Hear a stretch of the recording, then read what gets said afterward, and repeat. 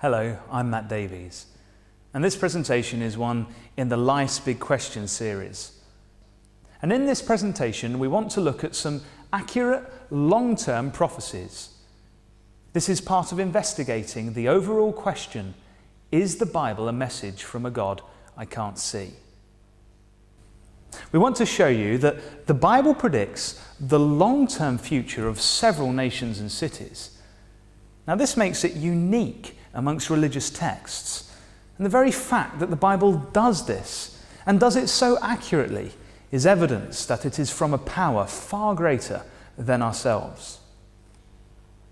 Now, when we look at Bible predictions, we are going to see that they are firstly clear and precise. There is going to be no doubt about what they mean. And secondly, they are known to have been written down before the events took place. We are also going to see that they are 100% accurate, and we are going to see that they were written by people who had no power to make them come true. We'll see that they were fulfilled by people who were not aware that they were going to do so.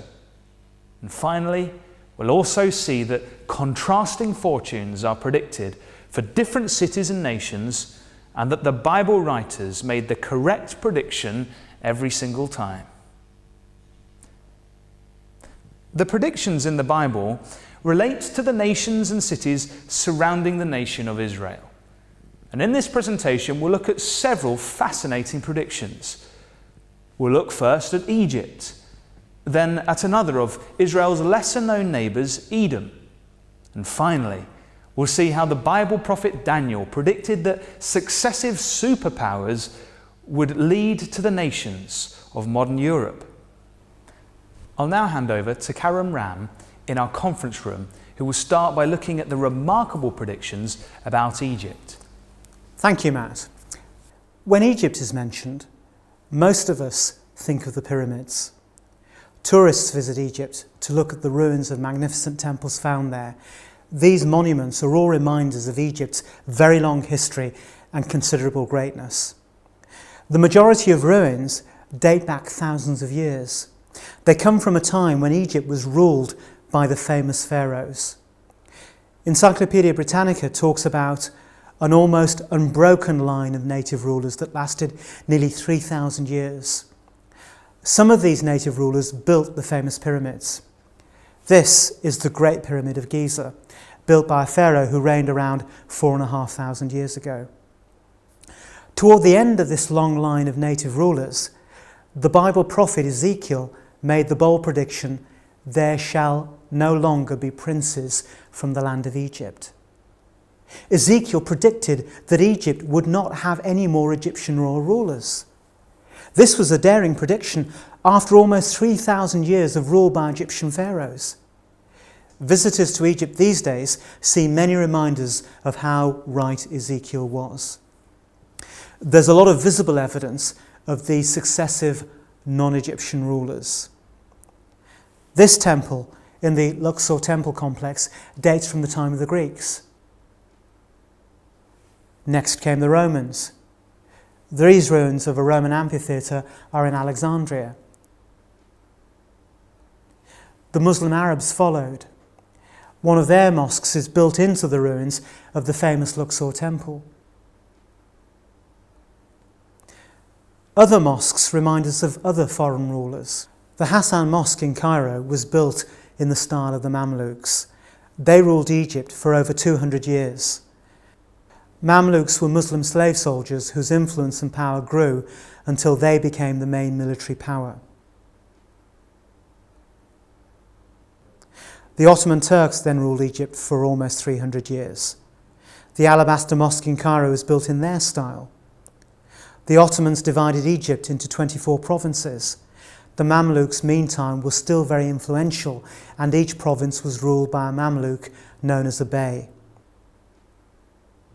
The Alabaster Mosque was actually built by Muhammad Ali, an Albanian who established himself as Egypt's ruler in 1805. During his dynasty, the British had considerable influence in Egypt. This mosque in Cairo is dedicated to President Nasser, who overthrew Muhammad Ali's dynasty in 1952. Encyclopaedia Britannica makes the observation that Nasser emerged as the first native Egyptian ruler in more than 2,000 years. Nasser led a bloodless coup which toppled the monarchy and Egypt became a republic. Nasser was a president, not a royal ruler like the pharaohs. So Egypt continues with no prince, as Ezekiel predicted. Before this period of domination by foreign rulers, the prophet Ezekiel made this comment about Egypt. It will be the lowliest of kingdoms and will never again exalt itself above the other nations. I will make it so weak that it will never again rule over the nations. Egypt has declined from its previous dominant position in world politics. Even today, it is still a very underdeveloped country, just as the Bible prophet predicted. Egypt is dependent on the River Nile for its agriculture. Equally important are the irrigation canals that take water to the surrounding land. The problem was that Egypt's foreign rulers neglected these irrigation systems. This book tells us Ottoman governors and Mamluk beys alike neglected irrigation and related agricultural works, allowing the country's economy to deteriorate. The Ottomans and Mamluks ruled Egypt in this disastrous way for hundreds of years. The prophets Isaiah and Ezekiel predicted these problems. Isaiah predicts the canals will stink, the streams of Egypt will dwindle and dry up, every sown field among the Nile will become parched. And Ezekiel says, I will bring desolation upon the land and everything in it by the hand of foreigners. It's interesting to see that the prophet Isaiah correctly predicted that irrigation problems would devastate Egypt's agriculture. We can also see the accuracy of Ezekiel's prediction that foreigners will be responsible for the devastation. Another interesting prediction made by Ezekiel is that God will sell the land to evil men. For long periods, the majority of Egyptians lived in poverty to support the rulers who lived in considerable luxury. Jason Thompson, in his book A History of Egypt, talks about the exploitation by the Ptolemies, the Greek royal family who ruled Egypt after Alexander the Great conquered Egypt in 332 BC. The Ptolemies carefully surveyed Egypt, assessed its productivity, devised a means of local administration designed to extract the maximum amount of revenue. The population of Ptolemaic Egypt consisted of a comparatively small number of relatively privileged Greeks superimposed onto the great masses of native Egyptians, most of whom lived around subsistence level, but whose back-breaking labour supported Ptolemaic society. A later example is that of Sultan Hassan, who ruled Egypt in the mid-14th century. He showed he had no feelings for the Egyptian people by building this magnificent mosque just after people had died in vast numbers from the Black Death plague which struck in 1347. He financed the building from death duties and by confiscating the estates of people who died without heirs. He spared no expense, making the mosque as grandiose as he could. This is just one more case of the rulers treating the Egyptians badly. Even though Egypt is now ruled by Egyptians, the same problem still persists. The contrast between rich and poor in Egypt is very obvious to anyone visiting the country today. Some areas of Cairo are very modern and have very comfortable hotels for the tourists. The vast majority of people live in very poor housing. They eke out a peasant-like existence working the land. Modern roads are used by both modern and ancient forms of transport. We can see that Ezekiel's prediction that Egypt would be treated badly by its rulers has been fulfilled all down history and is still true today. There's another remarkable prophecy about the Egyptians made by the prophet Ezekiel. This is what the Lord says, their cities will lie among ruined cities.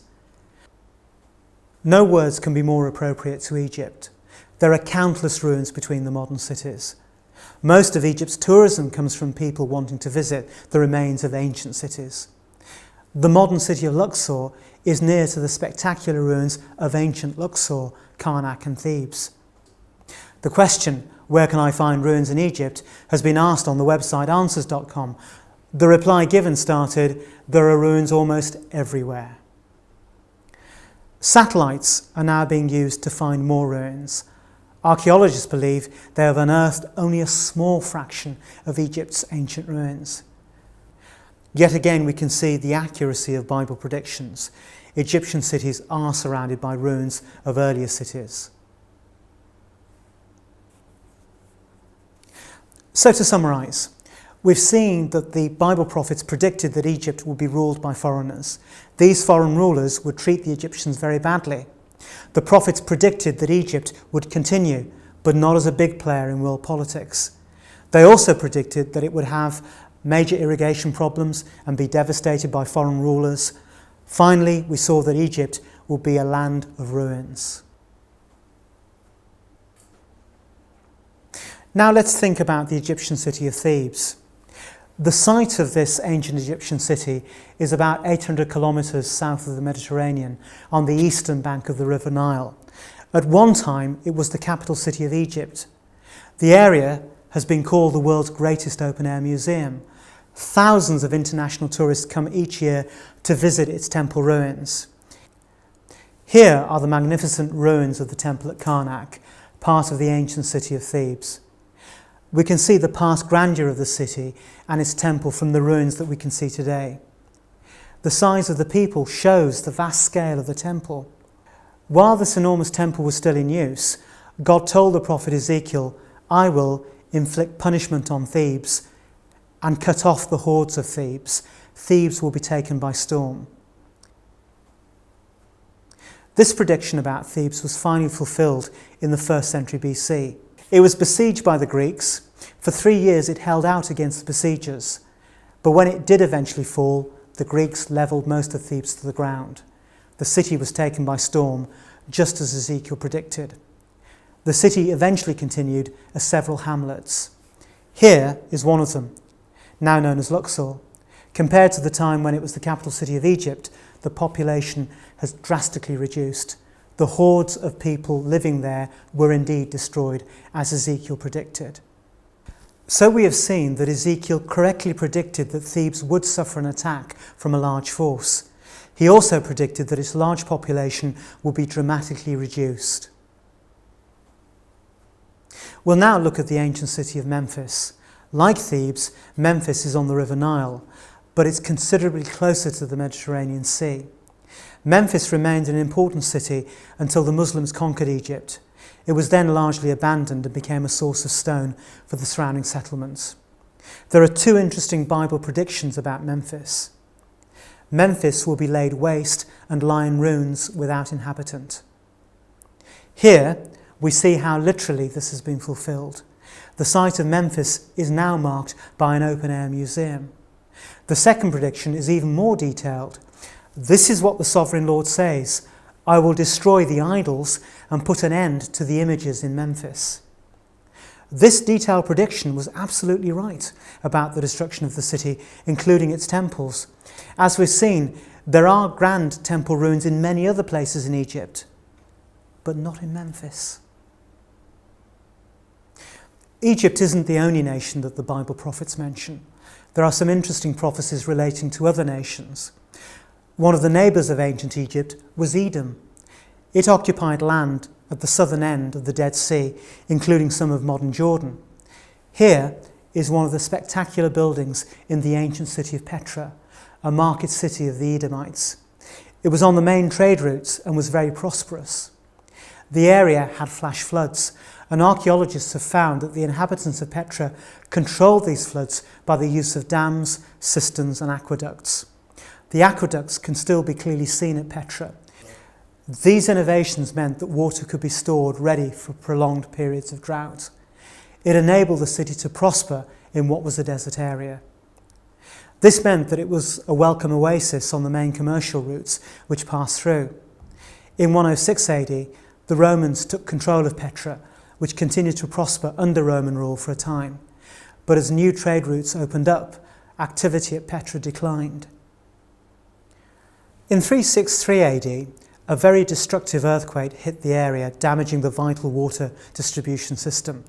This earthquake seems to have hastened Petra's end as an important centre of trade. Eventually the city, along with Edom itself, declined and became desolate. This is just as Ezekiel predicted. I will make Mount Seir a desolate waste and cut off from it all who come and go. The prophet Ezekiel refers to Edom as Mount Seir because that's the area where the Edomites lived. When Petra ceased to be an oasis and the trade routes changed, it was very true that those who come and go were cut off. So we've seen that the Bible correctly predicted that the land of the Edomites would become desolate and the decline would be caused by the disappearance of passing traders. That ends our brief look at just a few of the many detailed predictions about Middle East nations. I will now hand you back to Matt, who will look at fascinating predictions about the superpowers that led to the nations of modern Europe. Thank you, Karen. Most of us are aware of the idea of superpowers. They are countries that exert a significant influence over other nations in the world, like America does today. Now, Babylon was such a superpower in its day. The ruins of its capital city are in modern Iraq, and the grandeur of ancient Babylon can be seen from this replica of the Ishtar Gate, which is at the entrance of the ruins of the ancient city of Babylon. Now, the Jewish prophet Daniel lived under the influence of superpower Babylon. He recorded a dream which the king of Babylon had. It gave an overview of how Babylon would be one of the successive superpowers which led to the nations of modern Europe. Daniel told the king what the dream meant, and he outlined what would happen for the 2,500 years following the fall of the Babylonian superpower. Here we can see the extent of the Babylonian Empire. The prophet Daniel told the king of Babylon, "After you, another kingdom will rise. Next, a third kingdom will rule. Finally, there will be a fourth kingdom." Now, the first part of the prediction that Daniel made was, "After you, another kingdom will rise." The Babylonian Empire was conquered by the Medo-Persian Empire around 540 BC. These are the ruins of the city of Persepolis in Iran, which served as the capital of the Persian Empire for several generations, and ruins of a number of colossal buildings exist on the site. The next part of Daniel's prediction was, next, a third kingdom will rule. It was in 331 BC that the Medo-Persian Empire was replaced by the Greek Empire, and the famous Greek general Alexander the Great defeated the Persian army. The Parthenon, a temple in Athens, is one reminder of the Greek Empire. The Greeks have had a great influence on our world in many areas. For example, the idea of democracy has its roots in Greek political thought, and Athens was in fact the first city to have a voting system as part of its government. Daniel then went on to say, finally, there will be a fourth kingdom. It was around 150 BC that the Greek power began to be overcome by the Roman power. And in the next few years, the Roman power expanded and replaced the Greek Empire. The Roman Empire reached as far as England. Hadrian's Wall protected the northern extent of the Roman Empire. Daniel then told the king that the fourth kingdom will be a divided kingdom and will not remain united. We can see that Daniel was predicting that the fourth superpower would not be conquered by another, but would fall apart and become divided. Now, the Roman Empire split into East and West in AD 395, before being invaded by several tribes. And these invasions caused conflict and division which eventually resulted in the nations of modern Europe today. The flags of the nations of Europe are indeed a reminder of the accuracy of this remarkable prediction made by Daniel.